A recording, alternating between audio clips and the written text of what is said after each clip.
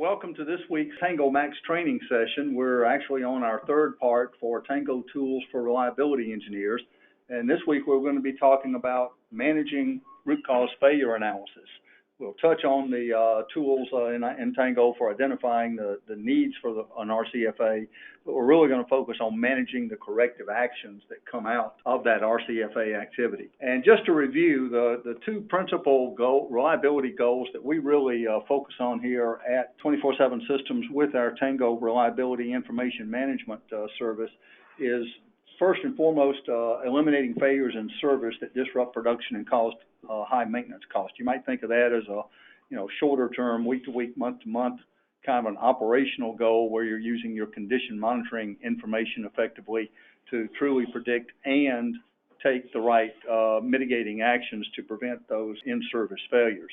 The second goal that really drives us, and really this is the goal that tools we'll be talking about today are more in line with the second goal of increasing operating life, increasing MTBF by the systematic identification and elimination of root causes of failure. So there's a lot of information over the life cycle of any of the assets in an industrial plant.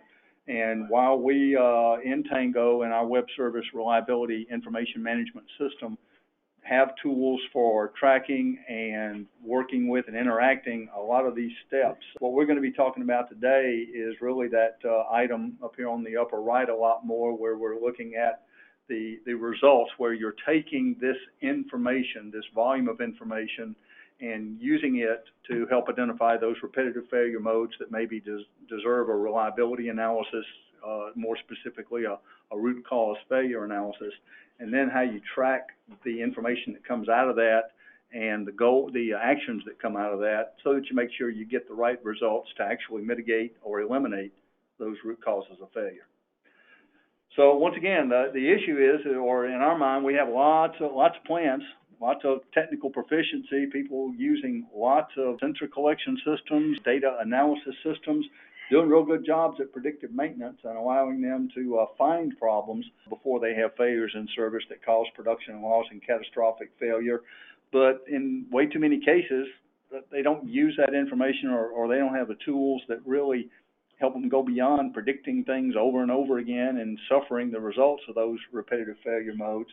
And that's where root cause failure analysis comes in, because it's obviously designed to help identify those underlying reasons for failure so you'll know what to address. The proper use of the information that comes out of the various forms and ways that people do RCFA that help them increase the mean time between failure and reduce the overall life cycle operating and maintenance cost of their assets. But the fact is that we still see too many cases where RCFA is being done but maybe isn't delivering those benefits. And the key issue that we run across time and time again seems to be that plants are maybe good at identifying what those corrective actions are, but they're pretty poor on following up and making sure there was someone accountable for getting those actions done on a timely basis. So that's the tool that we'll be working with today.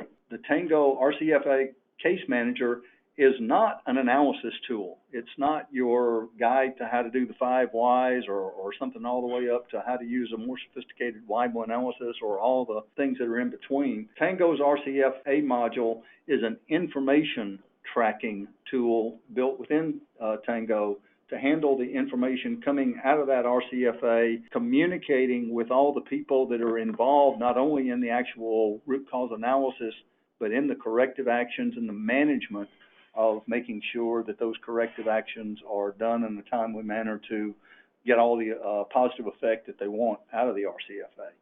So we're not an analysis tool. We're not going to be talking about the individual ways you do RCFA. We're going to be talking about the focus of managing the information and accountability that needs to be done out of that RCFA. So what does the TANGO RCFA Case Manager do? We'll talk briefly about the ability to identify, again, the repetitive failure issues out of other areas of TANGO.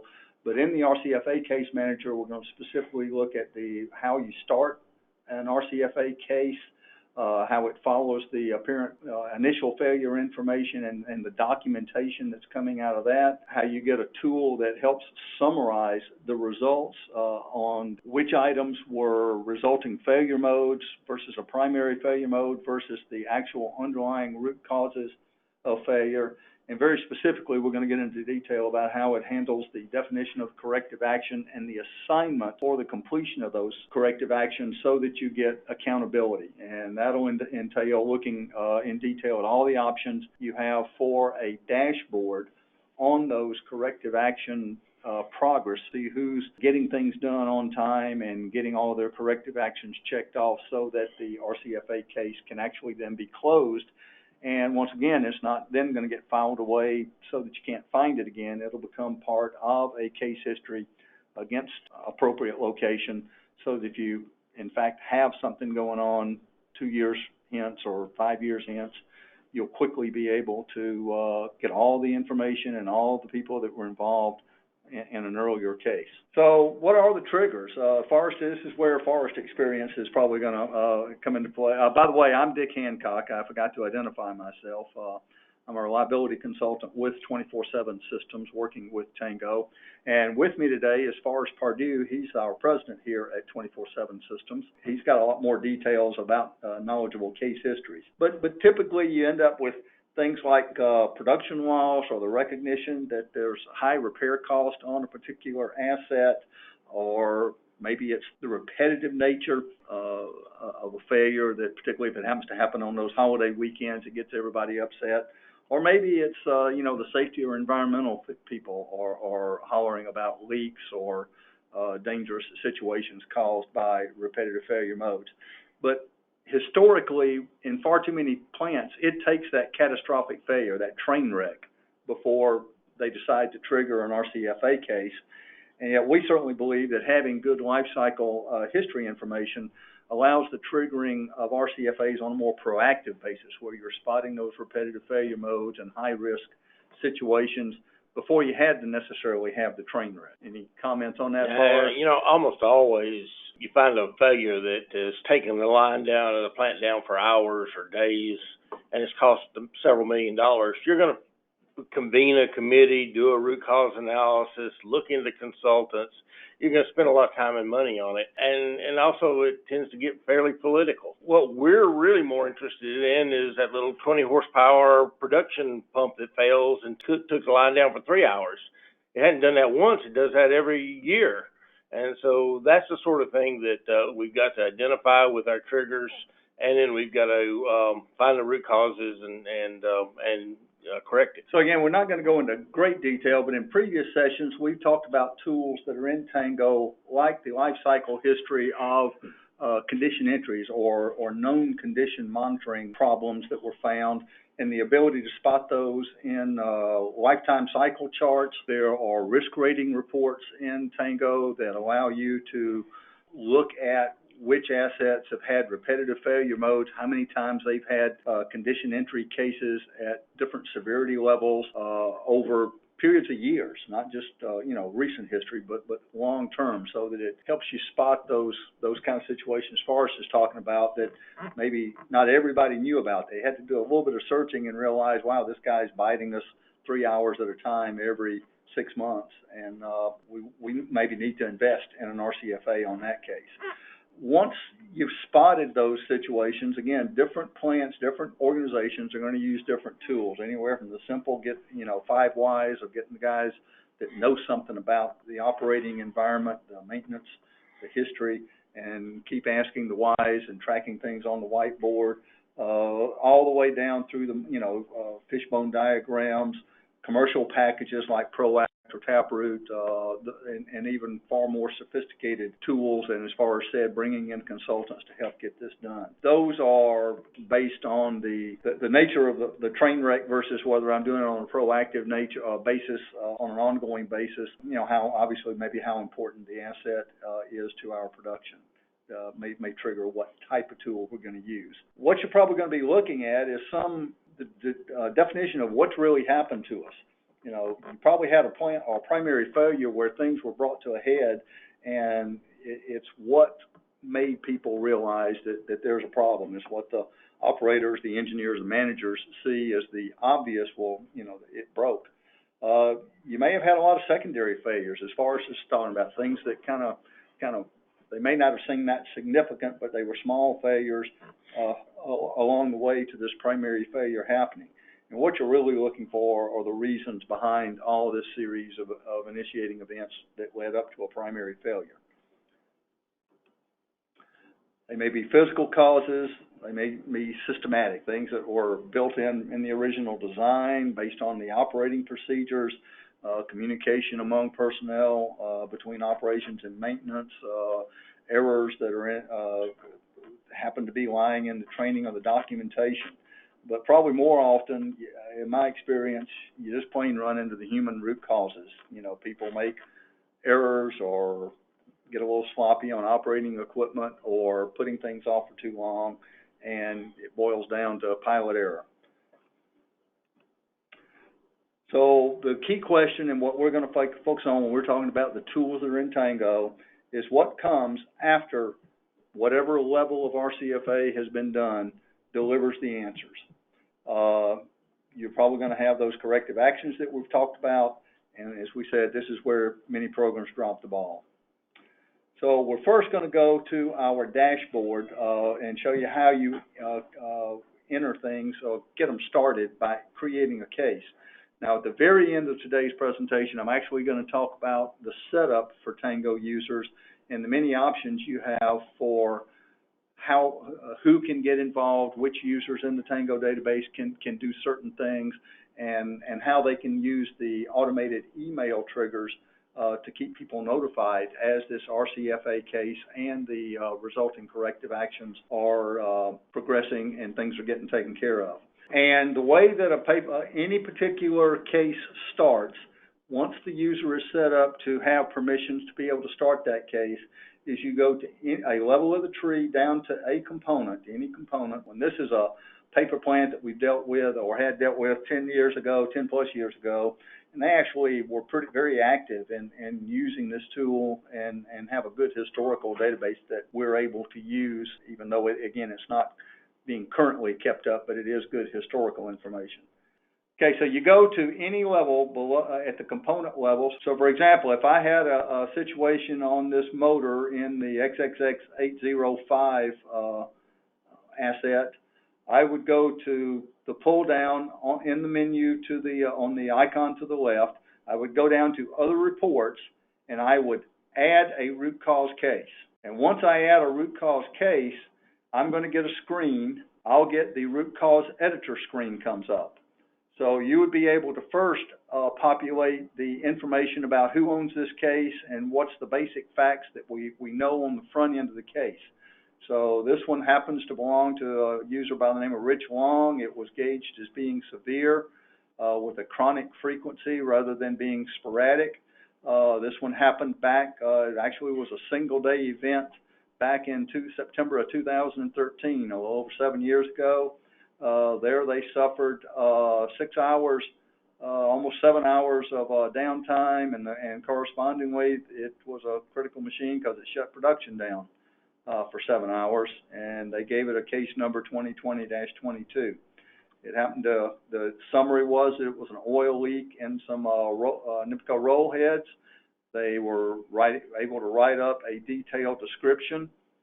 So far, they haven't entered any new status comments on this one, but here's where they were able to add personnel. And again, this isn't necessarily done on initial creation. Maybe Rich knew that he was owner and therefore he was a technical resource or manager, but if he needed to bring in others on this as time went by and this case progressed, he would simply click the button, select the user, add in the buyer, and let's say this was a management person. And that person would now be involved in the case. The reason that that's important is for these personnel that are added to the case, you get a lot of tools in the TANGO Root Cause Case Manager that now allows the triggering of automated emails to keep those personnel up to date on items that are happening, such as corrective action assignments, completions of corrective actions, and the checkoff and closure of the full RCFA case itself. So this is a key communication tool for being able to get all of the right people who either need to participate in or to know what's happening with this RCFA and get them into the email chain of communications. The next part of creating the case is defining what were the faults that were present, whether they are primary failure modes, some of those secondary failure modes, or they happen to be the root cause cases. And in this case, that was a leak. They defined that as a root cause on an O-ring on the front and back sides. They then, in this case, having assigned a corrective action on a major rebuild to Mr. K. Bryan back in November of 2014. Again, in our historical database, this one has not actually been finished yet. So as far as we know, it's overdue. We also have another one that was assigned to Rich Long based on the leaks. And they wanted to rebuild the, I guess, this O-ring system to something they call tabbed, but they didn't get it capital approved, so no order was given for the tab design. But once again, it hasn't been completed. And later on, we'll talk about the completion, but that's the icons that you get here is the ability to add more, edit what the nature of the corrective action is. You can suspend the corrective action. So in this case, they may have wanted to suspend this one since it wasn't going to get approved. You could throw it away. You could delete the whole thing. You could add a comment and add information to it, or you could note that you've completed it. And at that point, the tool that Tango is going to provide is a date timestamp and the username that did the completion on this closing on this particular corrective action. Like I said, I'm going to go ahead and label this one as suspended just because it seems to make sense. The next section in the case creation or actually the case documentation as you go along is if a technical report, a summary report, a management report, any kind of information is developed. Maybe they're just images of the failure mode itself, then they can be attached as linked documents. This one has an RCFA. Any number of documents, images can be linked to support this particular case.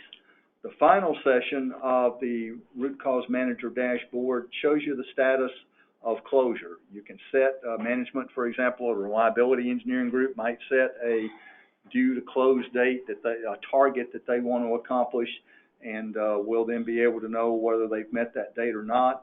Our process is that we will provide a checkoff system on this once all of the corrective actions have either been completed or they have been suspended, but it means that there are no more pending corrective actions in this case. Then the checkoff can be done. This one happened to be done back on 9/30 of 2013 by Rich Long, and it commented that they did change a sleeve. Now the case could be closed. We make it go through a two-step process against our philosophy that we need to have a second look to validate that everything that we needed to do on this case, and it may or may not have been Rich Long that is authorized to do this closure. And once I click this close button, then I'm going to remove this case from my list of open items on the case manager dashboard, and it'll become part of the history against that equipment location.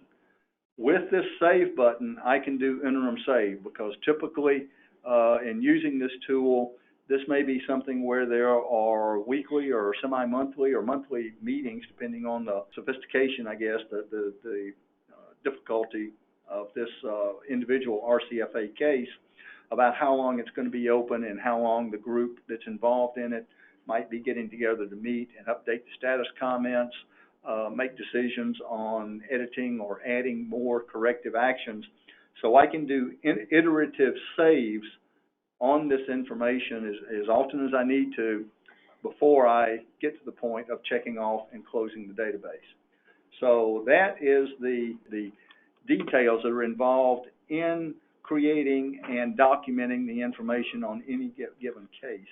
Just remember that what I see in most large facilities is that there's somewhere between 50 and 75 open root cause cases going on at any one time. So they're all in different stages of development. Some are just getting started, some are getting close to being checked off or closed. And in order to see, again, what we've looked at so far is all the details that can be covered inside of an individual case. Now to manage those, as far as says, when I've got those going, the tool that you want to use is the button, once you've been included in being able to use the root cause function in your Tango database, is up here on the taskbar, and it's just root cause, and it's going to open up a dashboard that will let you see all of the cases that are associated with your user region. So this is the same user region that controls what area of the plant you see the condition status information coming from your condition monitoring or your walk-around inspection activities that trigger condition entries. So here you see that the initial default screen will list the severe cases at the top. And let me mention that what we found is that the production engineers for an area or the supervisor for an area only wants to see what's in their area. They don't want the emails from all the root cases in the plant. They don't want to see the whole dashboard for the plant. They're interested in what is in front of them as their responsibility, and so that's why you've got this filter by the user region. Although you're certainly capable of seeing all of them if you need to. And there's what we're going to do is talk about the refined tools that allow you to decide out of a long list like this particular plant database has, which ones I want to see. So if I'm investigating equipment types, I can say I just want to look at my fans. So there happen to only be one fan. I'm not sure how many pumps. We've got several pumps, none of which are in the severe mode. I wonder if I say motors. Yep, I've probably got a much longer list of motors here. Several of severe and some are not at the top severity. So any of these columns, use the browser search tool where all you have to do is start typing in what you're looking for, whether it's an asset number, a particular component location reference, an equipment type. If you want to put in a certain date, here you can do that. Any of these will act as that browser search. I'll go ahead and erase that. That brings up everything. You then have some filters at the top right. The first allows you to filter what columns are actually going to show up in the report in case you want to make it easier to see on screen because you are looking at this in a review meeting with several of your peers. So these are all of the columns that are available. For example, I'll tell you, I don't think we have any status comment info. So if I take that out, I literally am on one screen. I'm seeing everything now from left to right that's available on this summary report. I can also go over to the filter by case button, click that. I can now look within a date range. If we just want to see what's new within the third quarter of 2020, if I'd been active, I could have set that July 1 through September 30th. Or I can say that I just want to look at all open or all closed, or I want to look at cases that still have a due to close date in the future. In this case, if we're looking at all, if I just want to look at the open ones, click OK, then I get a shorter list, hopefully, of the ones that are there to be open. If I want to put this information out into some other format there or tool to do more work with, I have this utility button. I get a quick glance at what we've done in a recent time frame of a week or a month. Shows that I opened one getting ready for this demo this week and this month, but I haven't closed any. I can go straight to what we call a corrective action status report. That's going to be next. Or I can export this to Excel and manipulate the information in all the ways that Excel lets me do it. A typical next step, though, is if I've got all this list of cases, maybe if I'm in my meeting, I may want to sort and filter and go to any individual case. At that point, I can go to the lightning icon on the left. I can say that I want to email this information to some person who isn't in our group. Maybe it's an outside consultant, and I want them to start giving us some help. I can locate it in the tree. If I want to see what else has been going on, such as open condition entries, condition comments that have been made against that location, or I want to see the details about that case, and maybe we want to discuss that now in our meeting, and we want to edit status comments, or we want to add more personnel, or we want to edit the corrective actions. That's how quickly from the dashboard I can get to those, the details on that particular item. So in this case, okay, the other item that's here is I also can look at who has corrective actions, whether or not they are overdue or have been completed. So I can open the corrective actions by owner, and I can, in this case, I selected that I was only looking at the open cases. So I've got a list alphabetically by username, and once again, I can go to the icon on the left if I want to look at all the details related to any particular case. But this gives me a quick view of who's overdue, because if it's overdue, the due date item will be red. If I want to just see all, including all closed items, then I can go to this item, and this one shows me now that I have a series of closed dates. Looks like Mr. Tally actually wasn't too bad. He was due to complete things in January, and he got it done in February. This one he did get done on time, the November 11th. He actually beat it. He was quite ahead of time on that one. Well, with those are the primary tools. There is one other way in which what I've showed you is how to go from the dashboard using the settings button, utility button, to be able to bring up this corrective action status report. There is one other way that you can get to that in Tango. And so if I am over on the tree on the left-hand side, I can go down to the services area, and in plant level reports, I can also bring up the corrective action status report and interact with it.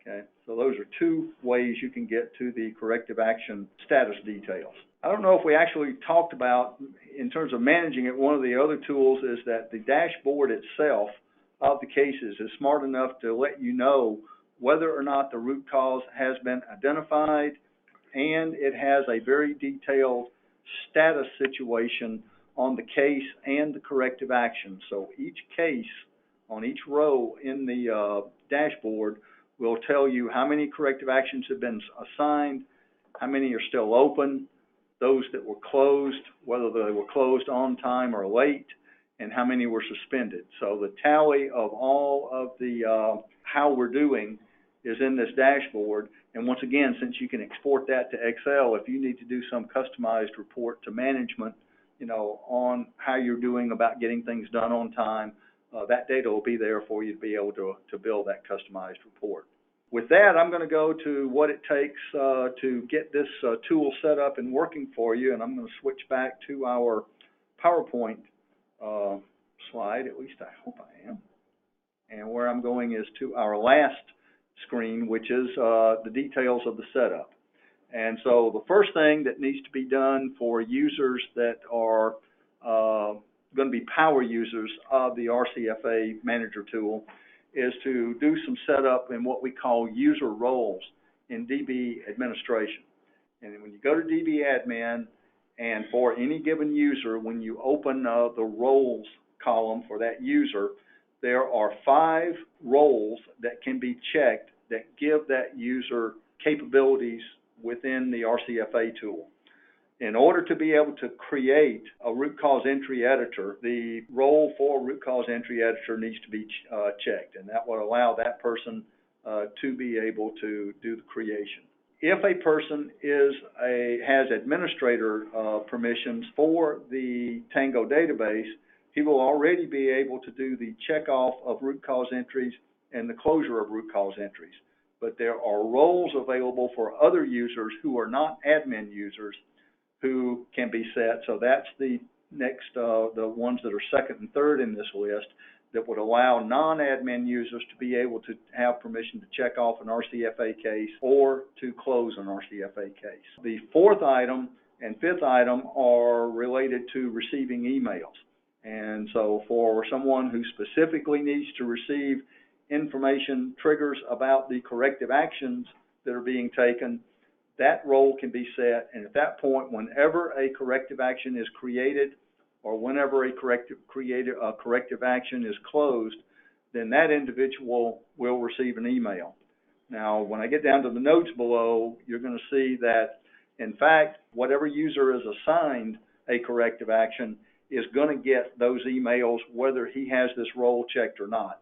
This is a means of keeping other people beside the person assigned to do the corrective action informed of what's going on when that corrective action was created and when it was closed. The same process applies to the fifth role, which is receiving root cause case emails.